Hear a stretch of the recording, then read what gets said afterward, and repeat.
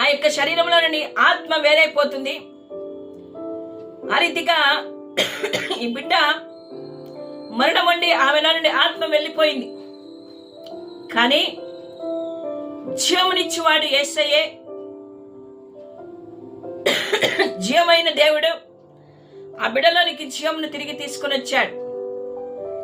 ఆమె దేహంలోనికి ఆత్మ తిరిగి వచ్చింది.